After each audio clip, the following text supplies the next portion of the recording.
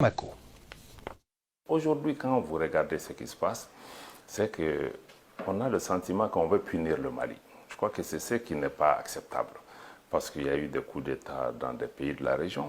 On a vu que dans certains cas, on a couru pour applaudir ou on a été complaisant. Et dans le cas du Mali, on sent un acharnement. Et pourquoi? Bon, je ne sais pas. Ça, il faut demander ça à ceux qui sont en train de pousser pour cela. Mais je ne sais pas. Peut-être qu'on estime que le pouvoir à Bamako ne nous accommode pas. On n'est pas en train d'aller dans la direction qu'on veut. Or, ce qui est important, c'est ce que les Maliens veulent. Récemment, Monsieur le ministre, vous étiez à Moscou pour rencontrer votre homologue, le ministre des Affaires étrangères, Sergueï Lavrov. Et au centre des discussions, l'assistance militaire de la Russie envers le Mali. Vous comprenez, Monsieur le ministre, que certains pays occidentaux soient mécontents de cette coopération militaire?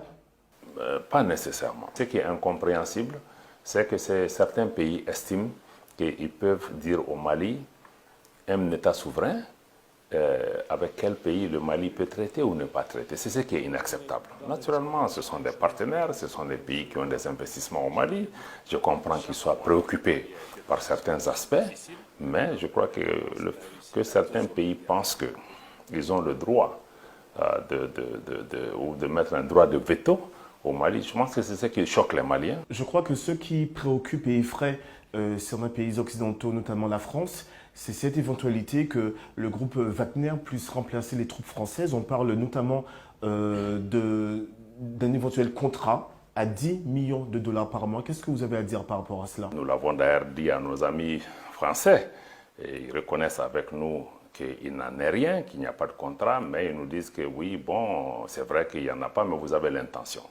Quoi qu'il faut qu'on soit sérieux, les États ne se jugent pas par des intentions. C'est que cette affaire dite Wagner est utilisée comme une sorte de chantage sur l'État malien pour l'empêcher d'explorer ou en tout cas de travailler avec certains partenaires. Si c'est ça l'objectif, je crois que c'est raté. L'État malien a de sérieux problèmes de sécurité. L'État malien veut travailler pour pouvoir sécuriser des zones entières qui sont entre les mains ou en tout cas qui sont exploitées par des groupes terroristes.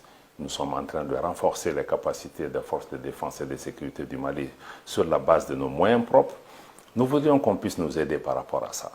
Et pendant ce temps qu'on nous critique d'acquérir des équipements ou des moyens de coopération avec la Russie, le Mali a acquis un avion de transport tactique avec Airbus, un avion CASA, totalement payé sur le budget de l'État.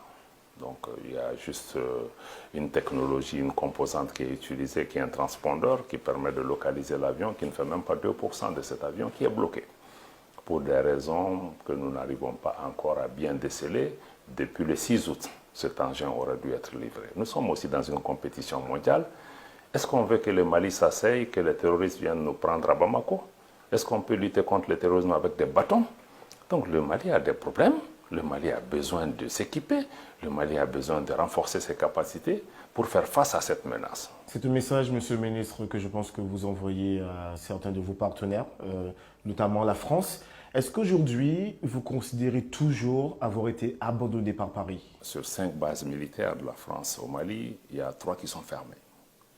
Donc, je crois que c'est une réalité. L'erreur, c'est de ne pas avoir investi suffisamment dans ses capacités locales pour continuer. Le Mali, aujourd'hui, sur la base de ses moyens propres, est en train de faire des investissements extrêmement importants. Nos unités que je tiens à saluer, les forces de défense et de sécurité maliennes, pour leur sacrifice, sont vraiment en pleine opération de façon constante aujourd'hui, pratiquement à la limite de nos capacités. Ni le Burkina ni le Niger ne partiront de cette zone. Donc si on investit en eux, je pense qu'ils seront en mesure de pouvoir, de manière coordonnée, que ce soit avec l'Algérie ou la Mauritanie, qu'on puisse assurer dans le long terme. Les pays comme la France ou la Grande-Bretagne ou les États ont toujours un rôle. Ils ont des technologies, ils ont des moyens en termes de renseignement qu'ils peuvent apporter. Mais ces moyens doivent venir dans une relation sincère. Pour rebondir sur cela avec notamment le cas de la France, sur les réseaux sociaux, il y a de nombreuses critiques vis-à-vis de la France, mais il y a aussi beaucoup de critiques vis-à-vis de la junte au pouvoir. Certains vous accusent d'utiliser la France justement pour durer au pouvoir. Qu'est-ce que vous avez à leur répondre? Bon, je ne veux pas aller dans vos éléments de langage en parlant de junte.